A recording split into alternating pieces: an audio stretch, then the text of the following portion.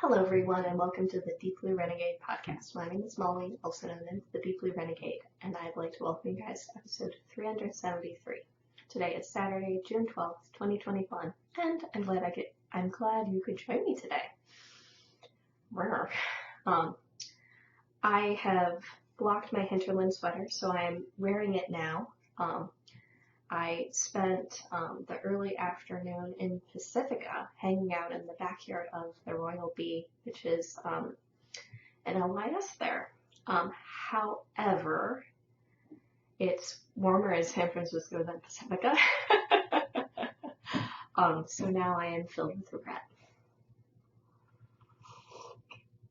Especially with this hot coffee here. So I may pop out. But I did get it blocked. Would it be? I didn't manage to make the sleeves. I don't know. Like, to be fair, Jen Steingass did warn that one should use a huge needle when knitting this part of the color work because it was going to be like a little bit bound up. So this is not a sweatshirt that you can roll the sleeves up very far on. I am not making it to my elbows with this, but that is fine. It's actually the sleeve look probably like a little long in the grand scheme of things, but whatever. What happened, and I am okay with it. But I'm gonna take this off because it's a little too toasty. But what would it be? It was really cool. Carl the Fog was out over the sea looking very broody and sullen off in the distance, and I should have taken a photo because it looked really cool, but I did not. And then while we were sitting in the backyard, Carl came into Pacifica. I don't know if you call him Carl in Pacifica, it might just be in San Francisco. And so I needed my sweater. I didn't actually bring my jacket. I was very bold. I didn't bring too many layers, but it was okay. So Hinterland is 100% totally done, and I can't put it there because that would block my access to my bag of knitting. But it was very lovely. What would it be? So it would be the case where, so I have a friend who lives on the peninsula, and her knitting group meets in Half Moon Bay. But Half Moon Bay is like 40 minutes from my house. It's a bit of a trek.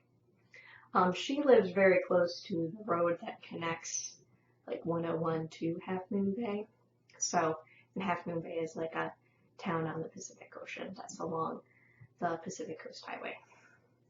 So it's not too bad for her to make it to Half Moon Bay, but it's a bit of a slog for me to make it there, and they're like early bird knitters.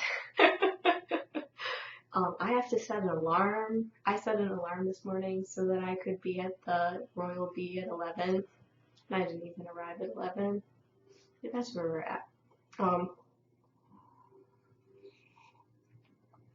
So, because of that, so it'd be the case where, would it be? But the Royal Bee, like Pacifica, is like 2 towns down. It was like, go from San Francisco to Daly City, the next town you're in is Pacifica. And it's like less than 9 miles away, and that's not too bad. That's not 40 minutes, that's like 20 minutes. So I was excited. It's a little bit better of a halfway mark. And the Royal Bee had moved locations, so would it be? So they now have, would it be? They have like an indoor space that they're working on. They have a really huge outdoor space. And the nice thing about arriving at 11 was that we got our table, we got it in the shade, and we were on our own for a while. And that it was only about when I left around like 2:30 or so that it was starting to get a little crazy in the backyard. And the other thing is the rules for California will be changing on Tuesday or Monday or whatever, so it'll be a little, or would it be, being fully vaccinated, I'll be able to be inside places without too much pain.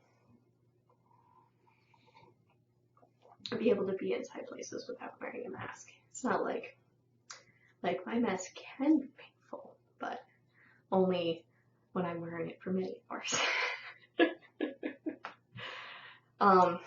Yeah.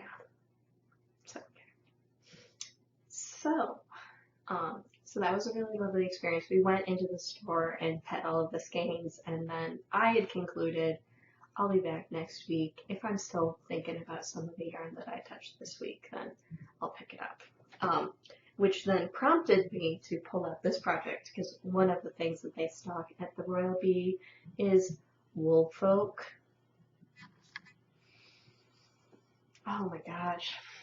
So I ended up getting this at the McKinney Knittery as like a Christmas present. Oh my gosh. I don't know what they do to their sheep, or if it's just a very, very ridiculously small micro end cut, but this is magic. So I had to pull out my Woolfolk cowl and just be like, oh yeah, I need more of this in my life. Yes, I do. This one matches really nicely with my coat too, so it's, what would it be? It's not too crazy. So single rep cowl, it almost seems like it's a little bit too tall, but it's Woolfolk, it's the shit. Oh, but that does make me feel like it does give me ideas about if I want to like pick up 2 skeins so I can make like a colorful cat or something like that, because really, really delightful, magical merino from South America. Super duper nice. So, I was trying to explain to the Dear Sweet Local one about it, and I was like, I know that you don't care about yarn, but I'm pretty sure if you felt this yarn, you would agree it's amazing. So it feels amazing even to a non-knitter. Whereas if I pulled out like my Roma, like it'd be like, well, yeah, no, that's wool. Would it be? And would it be? They are for different purposes. Though I do really like the Woolfolk in the color work too. So who knows? Whatever. And what's also nice about would be case they recently moved to this new place, and they're slowly bringing new stuff in. So would it be? So they have a base that's milled and tied for them specifically for the shop. And they also carry like some commercial brands and then indie dyers who sort of have the same aesthetic. So there's like Sincere Sheep is an indie dyer who does natural or plant-based dye on non-superwash bases. And then another one is Houndstooth. And I think they're also a non-superwash base dyer as well. So that was, what would it be? So a different aesthetic than whatever. Or I'm trying to think, like if I walked into Firebird Yarns in San Francisco versus the Black Squirrel in Berkeley versus the Royal Bee in Pacifica, it'd be the case where the Royal Bee is definitely most different from those 2 shops. It'd be the case where, would it be? Catherine and Chase end up having a very similar,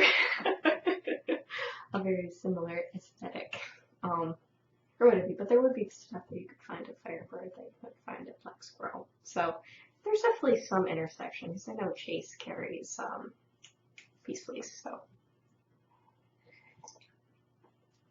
whatever.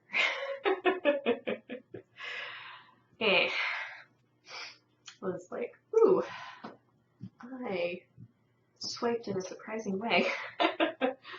It's also interesting because, would it be? Because, you know, for a while, like a new version of Windows was like an event and you explicitly needed to go get it. And then this is the first Windows release in which it was a very quiet release. And so I am now running a new Windows operating system on my computer, and there are just like a couple of subtle differences. But it is, or would it be, it is sort of bizarre. Whatever, such is life. I still haven't done my t-shirt cull, but this was the last shirt that was in the top drawer, which is the one I primarily pull from. Whatever. And then I have quite a few shirts in the bottom drawer. So the bottom drawer I don't tend to wear as much. So I have like one section of the drawer which is just full of like medium and large t-shirts that are more for like wearing as pajamas and that sort of thing. And then I have some of my other ones like basically rolled up KonMari style. Or like I actually do store all my t-shirts KonMari style, so I fold them in half, fold up the sleeves, and then roll them. And that's my t-shirt storing strategy. And I'm okay with that. Oh well, so I haven't worn this one in a while, so I just want to drink coffee, make stuff, and sleep, which is true. I'm definitely not normally a napper, but I'm definitely feeling a nap today for some reason. So that was today's excitement. Tomorrow's excitement is that I'm crossing water and I'll be knitting in a friend's backyard in Berkeley, for which I need to go to the grocery store and buy some supplies so that I can make my potato crust mushroom tart with delightful goat cheese. And maybe get some onions, because onions always go good in that.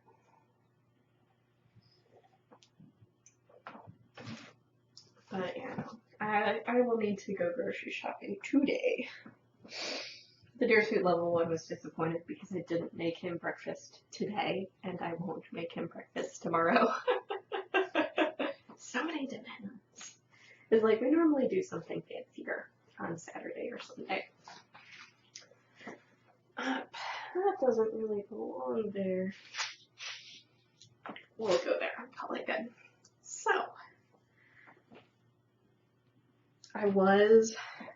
you know how last week I was talking about being highly susceptible to my superwash merino yarn?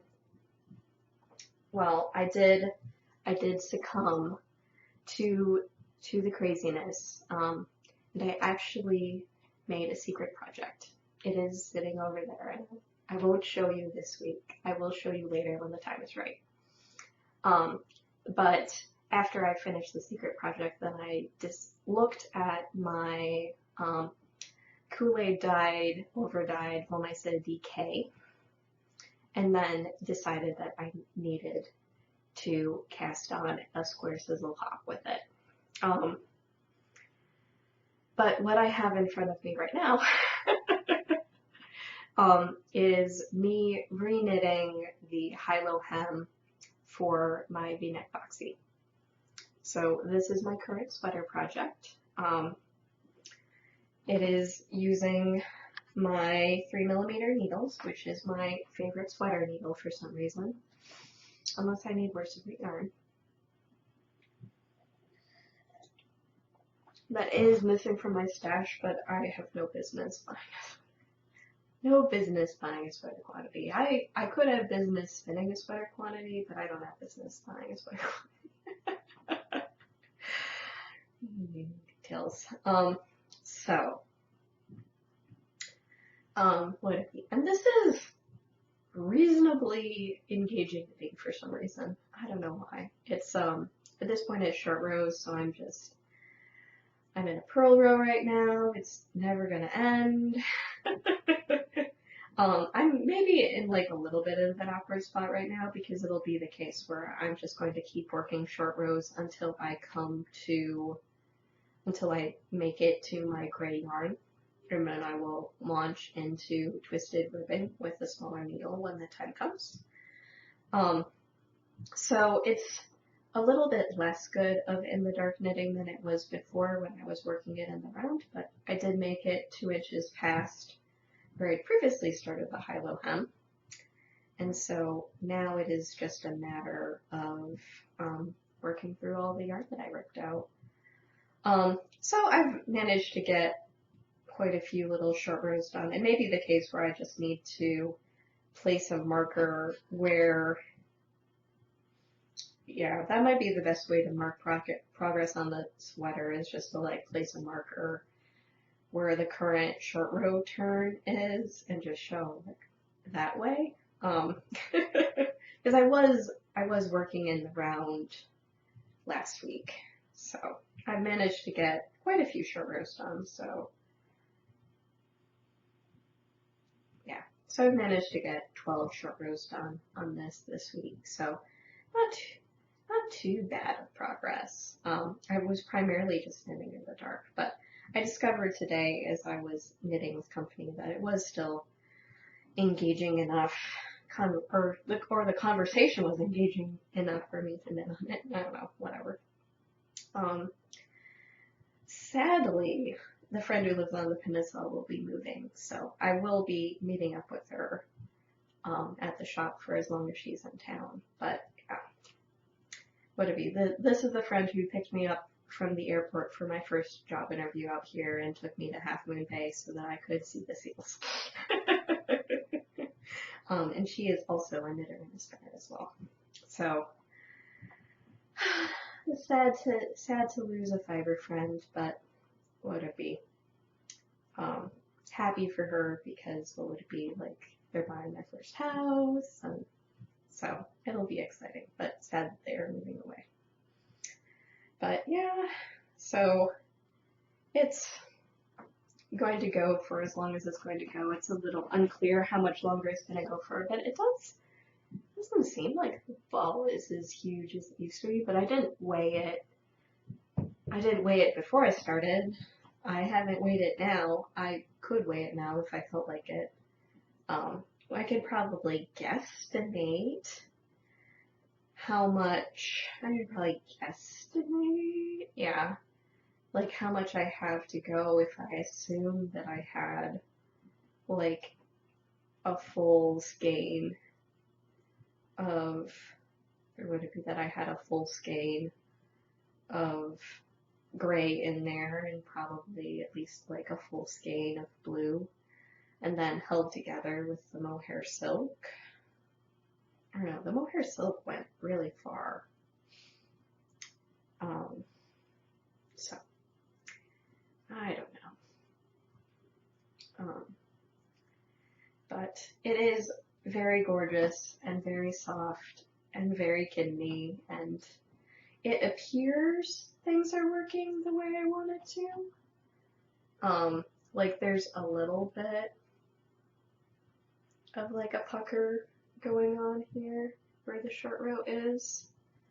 And I can't tell if that's due to like the cable or if I am just being too aggressive with the short rows. But I think that it will be less awkward than when it was before. Yeah, like I can't, or would it be? Like you can see the curve that's going on here now.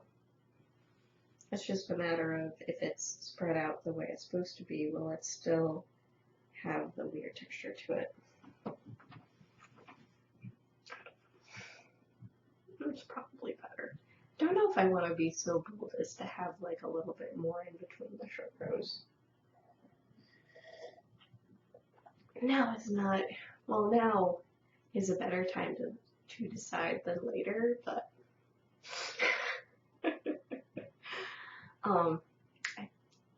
I believe it definitely looks better right now.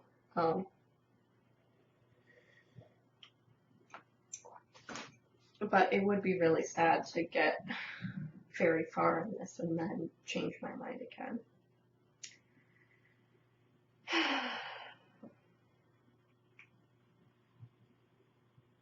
So, I don't know. We shall see. Make sure that that's still working. Okay. Silliness. So, it continues on. The rows are pretty long at this point. It's going to be a while before I use it up. I don't know whether or not, I guess I would, like maybe it counts as accelerating? I don't know. And it'll be okay. So, it's coming along. Hoagie Locatelli. This high-low thing isn't even the pattern at all. It's just something I decided would be nice.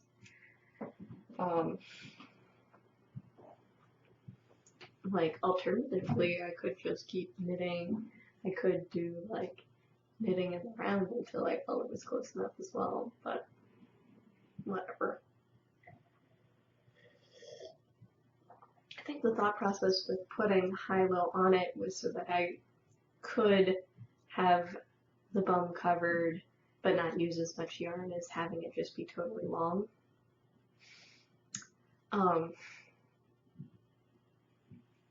I don't know if that would be what I would do if I don't like the outcome.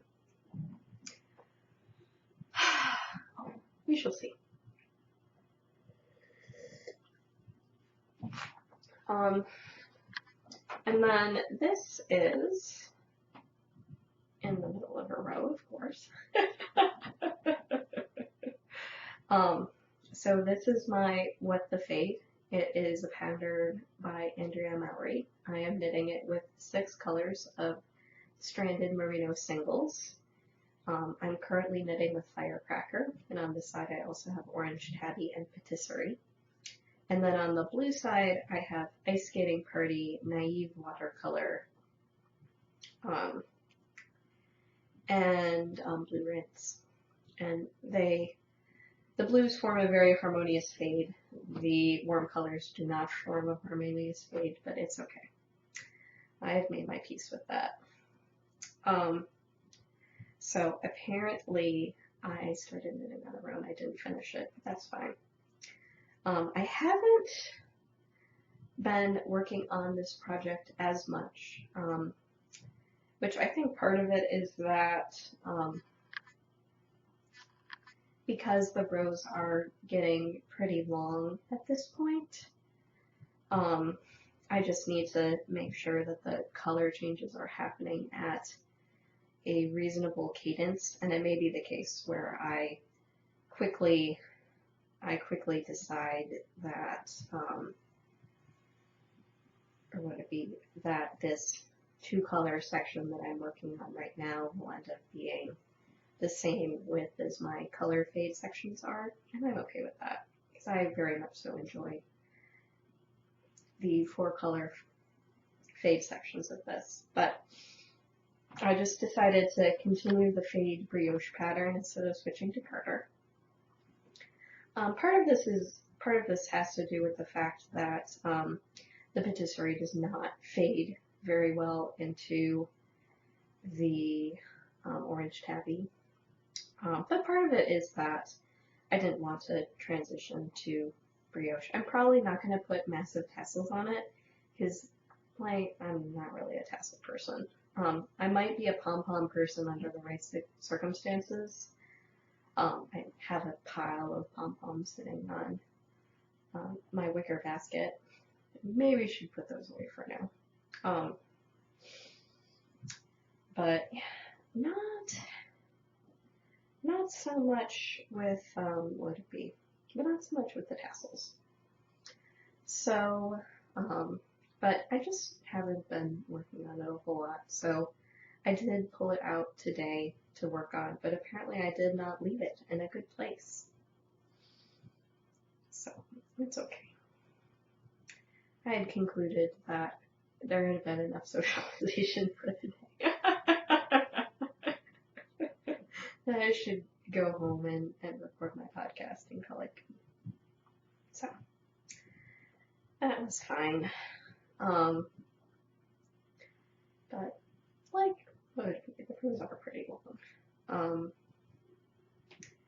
So I have managed to do, what would it be, one more 4-row block, I think. Maybe I've done 8 rows on the shawl this week, so not a lot of knitting time. as I mentioned earlier, I did get distracted and cast something on. That could probably explain quite a bit of it, actually. So, yeah, I don't think I'm gonna finish. I don't believe that I shall finish this row on the podcast today, and that's okay. So we'll just hold it up on the needles. Ah, that was a good crack. So I'm going from the blue, so I did the blue rinse, I faded it, and now I'm sort of in the light blue, which is the ice skating party, which is where I started at the top. So I will have, where would it be? So once I do the next, or maybe I've only done 6 rows, who knows. So my next main color knit side pass will be another increased row, and that will sort of be the middle of the section, I believe. And maybe that'll keep me going on this because my color blocks will be this size instead of this size. So, so I have to find the right.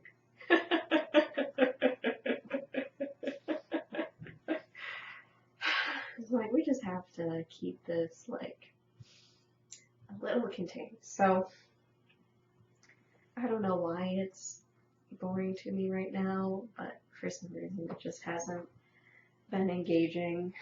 So I cast on something new,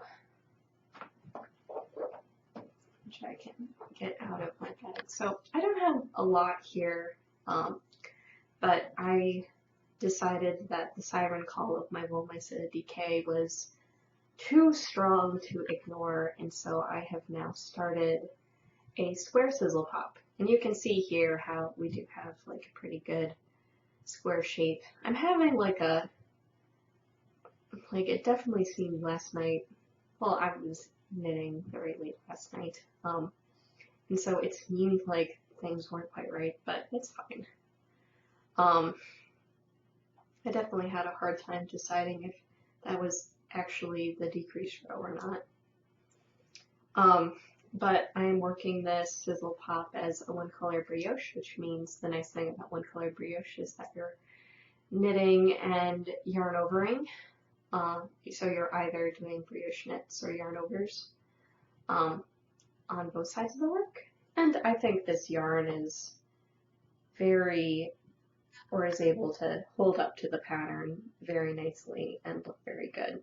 So the leaves are growing out of the center spine, and then it's knit in such a way where whatever you can stop whenever you feel like or whenever you run out of yarn. So I have about 560 grams of this. I think I started with probably somewhere close to 800 grams of the yarn. I used some as stripes in a sweater for me. Maybe I had 3 skeins. I don't know. So I had a 15 gram ball, which was what I first put in there. I'm now working from the 129 gram ball. And then what's up next are 220 gram balls. So it's a really pretty hefty put up for the yarn. And so this is yarn that I dyed when I'd initially moved to Dallas. So it was a mousy brown. I tried dyeing it with blue Kool-Aid. I didn't get enough blue Kool-Aid to make it dye nicely. And then I accidentally bought black cherry. So now we've got this sort of magenta color with like sort of teal pops in it, which is pretty cool. So the blue ended, or would it be the blue and brown ended up sort of looking teal looking. So it's sort of blown out when I hold it up here, but the light's actually pretty good here. I was like trying to show it off closer to the 6 o'clock hour, and it just looked all wrong. But the yarn has enough variation in it, like that it is looking really, really lovely in the pattern. And would it be? It'd be the case where the Sizzle Pop is, for some reason, a comfort pattern to me. Like I designed a shawl recently for my mother-in-law with that motif on it. I knit a Sizzle Pop as my like desk knitting for a large portion of the pandemic. And would it be? And I can't help but think of my friend Michelle, because the first Sizzle Pop that I knit was for her, but she ended up passing away from cancer before I could give it to her. So that shawl now lives with my mom. It was never my shawl. So it's always interesting because bringing up the pattern reminds me of her. So it's sort of a good way of, what would it be, like remembering who we have lost. In addition to, what would it be, just being something at this point that I need to follow the chart sometimes, but once I get or pay attention like in the setup to make sure I get everything right. But once I get past the setup, then basically I got this pattern memorized. So as you do.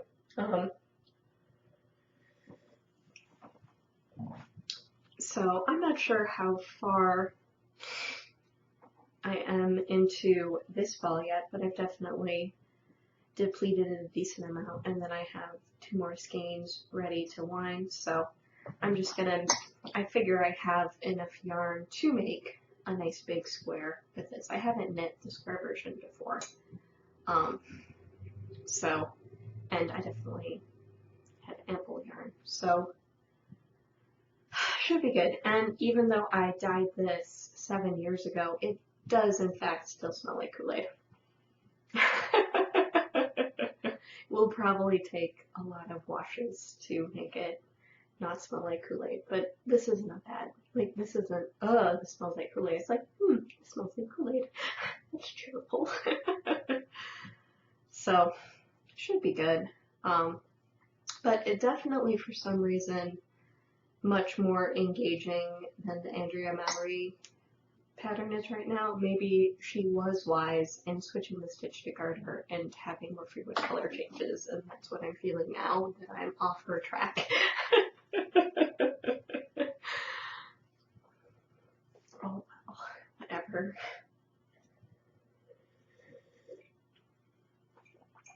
So we now come to spinning, and I did actually spin this week after, what was it? Like last week I was debating if I wanted to start my Tour de Fleece project early or which one I wanted to do, and I was intending on doing some with spindles and what would it be? It'd be like I had prepped all of this fiber. So what I decided to do was actually to start a project on my wheel. And so what I have going on here are my merino alpaca Polworth silk, what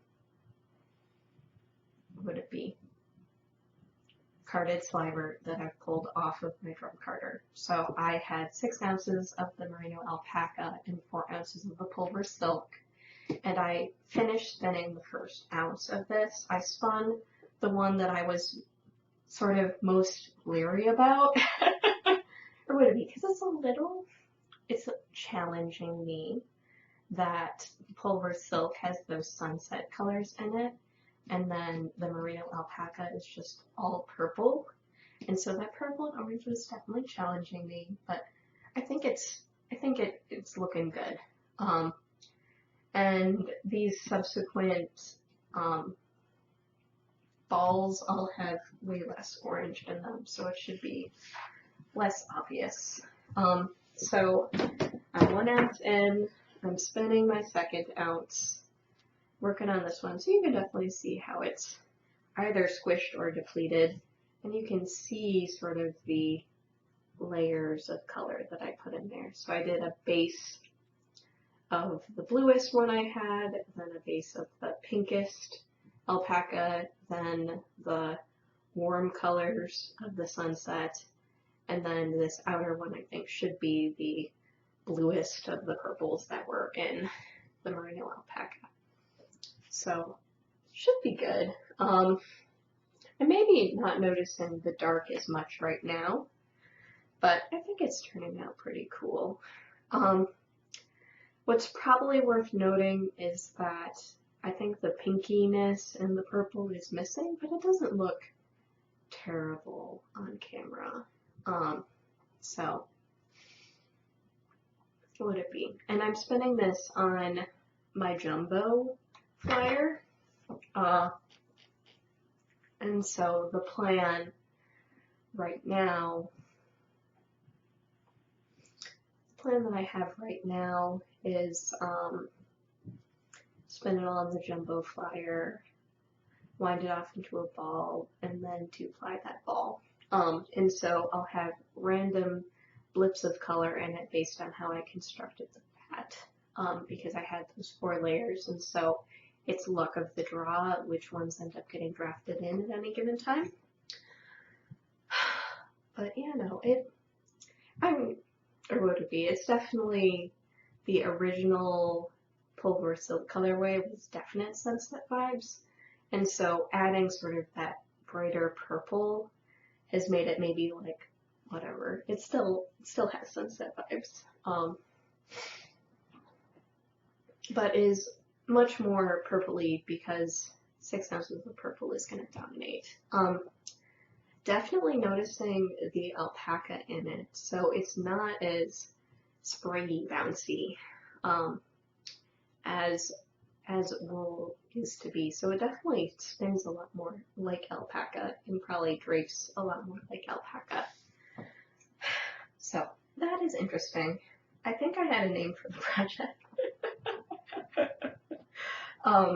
But then there was a debate of like, okay, I can't wait till the 26th of June to have a spinning project going. Like, this is ridiculous. I can wait another week to start the spindle project, and then maybe I'll have 2 projects that I've started early for Tour de Fleece, but whatever. So I'll have my spindle project with my Blurple bat and my Hobbledehoy batlings, and I haven't decided yet if I'm going to do that supported spindle or Turkish or both. I don't know. It could go either way. So that's going to be very lovely. I'm looking at the fiber across the room, and it is very gorgeous. And it will be exciting to start. I may start off with the teals. I may start off with the teals on that. What would it be? The Blurple didn't seem to be as nice as the teals, so I'll do that one first because it's challenging me a little bit, and get that over with. I can wait. It'll be okay. I have a wheel project again. All is well in the world. I decided not to just spin some random other thing in the meantime. Like, I'll work through the plans I've made, and then I can make new plans after I've gone through those. It'll be fine. And then I haven't done any prep yet for the sweater spin that I was thinking about, but we'll see how long this project ends up lasting me. Like, I am excited about the prospect of it. I may need to think a little harder about like what weight I want to create.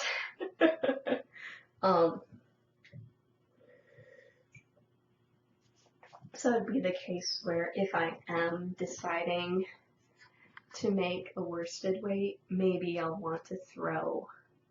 may want to throw another 4 ounces in if I'm making worsted weight instead of fingering. Or would it be 5 ounces? 20 ounces was like way too much yarn for like a sport weight, but 20 ounces is probably about right for like a worsted weight sweater. Not that I have a scale.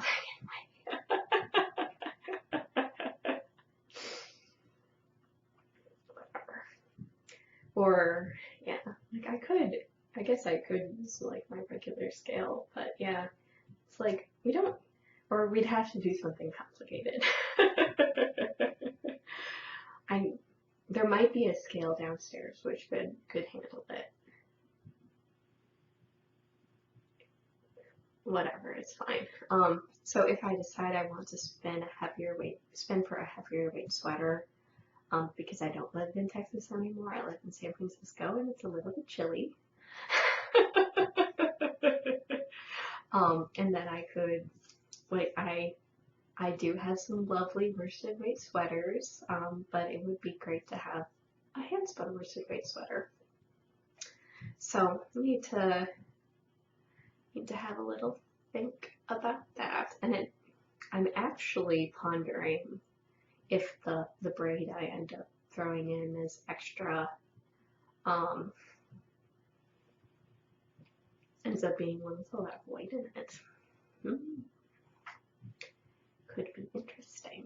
I'm thinking about what would end up looking really cool, and so I think some white would be really nice in that.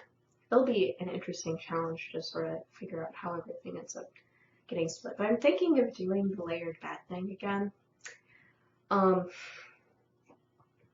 So like I've been making a lot of layered bats lately. I probably actually need to knit with what I've spun. But that is what I'm thinking very hard about my Romney spin that I will be, or whatever, my Romney fleece to sweater project, is that I'm very intrigued with the idea of making layered bats for that project. So I keep practicing with other fiber, and I really think the color effects are very cool. But I just want to finish sussing it out. And then the other thing I think would be like relative proportions of things together. So it may be good to be able to visualize to see, okay, I have 2/5 blue and 2/5 green and 1/5 of this white, or mostly white fiber. How does that look in the layered bat, and how does it spin? It was the case where having 50% white, 50% color didn't result in diluting, I think, the potency of the color, saturation too much. But I should.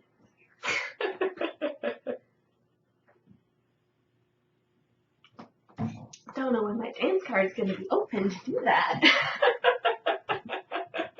Shouldn't knit with it. I should do it.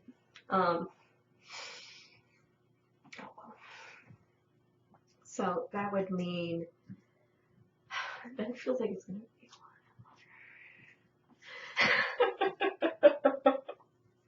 a lot. This might have been why I was taking a little bit of a spinning break, because I need to finish my commercial yarn projects so I can move back to hand spun projects for a while. That is a possibility.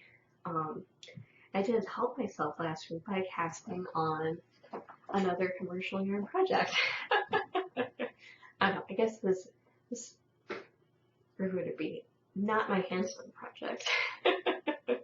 Would it be? It's indie dyed then over dyed by me. So this project I'm okay with having take a while. That is fine, but it's bizarrely also been exactly what it is that I've wanted to knit. So it may be the case where my mind is telling me that it wants to be just a little bit more engaged and thinking about my knitting than what my other two projects are doing right now. And it's probably going to be the case where, or would it be? Don't know which way I break. So is it the case where I decide I need to keep working on sweaters and just keep, would it be slowly chipping away at the sweater yarn stash, or if I need to chip more away at the, handspun stash. They're both very full. This got more full because I have this row here is all of my finished CTA spin the pin yarn, and then vertically in here, this guy here is the other half of that. I don't know, there might be more. I don't know that I fit all of them. I might have. No, I have three baggies of yarn from that. So though I cleared out a lot of hand spun, lots of the joints. So I'm still working through what that right rate ends up looking like. You know what I mean? Oh, so, and there is definitely some really gorgeous yarn that would be great to work with. Still not in a sock mood. I may start my Carl the Fog Hat when I finish the boxy. I have feelings that I will not be done with the fade in a reasonable time frame, but who knows? I could suddenly feel motivated to put lots of time on it. Can't predict these. Or I just have to have like the right entertainment. What I'm watching now is a show on Amazon Prime called Banana Fish. Would it be?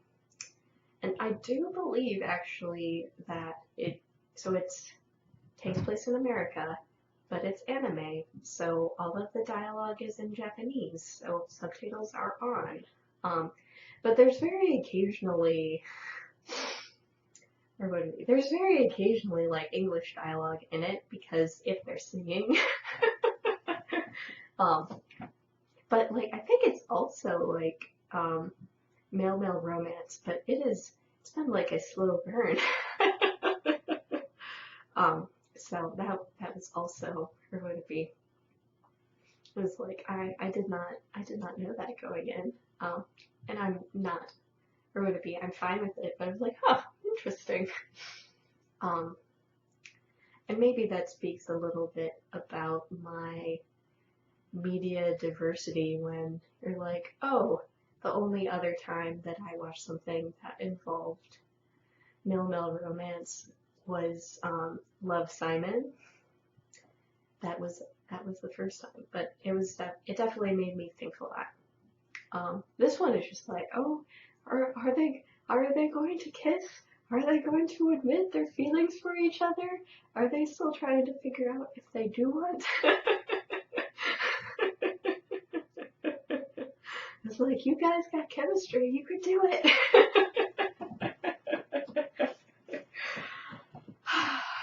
It's okay. But I was, based on the description going in and like the first couple of episodes, you're like, yeah, no, this is action and there's a lot of murder, but it's also a romance. I definitely liked it better than like the high school romance anime tracked like that. Not as good. But this has been enjoyable. So if you have Amazon Prime, would it be? That's what I'm doing right now. I finished watching the new season of Castlevania, and I think that came to a reasonable conclusion. And then the show that I'm watching very, very slowly, the Dear Sweet Level one, is Peaky Blinders, in which the answer is, before we go to bed, do we want to see what the English gangsters are doing? So that has, what is it? Is it Cillian Murphy? He's a beautiful boy.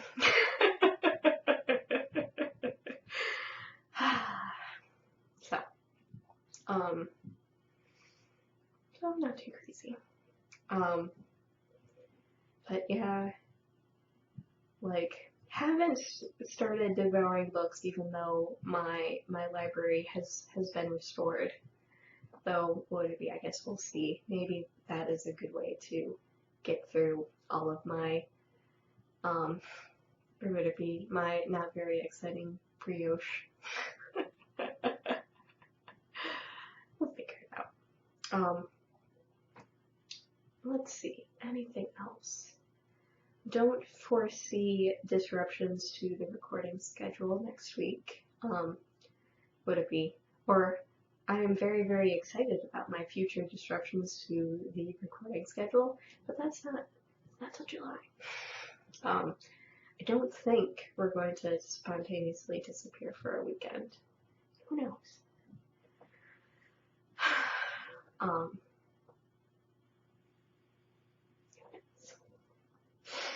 It'll be spontaneous, and I won't warn you guys. But today the only excitement is grocery shopping, so that'll be okay. So hopefully I don't cast anything new on yet. I think when I hit upon the brioche square that settled that track in my brain.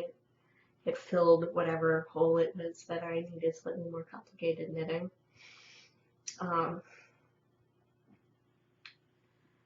Yeah. And then I'll have to figure out, would it be if I will be focusing on hand spun or focusing on sweaters, or two birds with one stone and knitting a sweater with hand spun. Now, I still have a tab open about the ridiculous poncho of my dreams. I don't even know if I want a poncho. I just like the idea of making the poncho.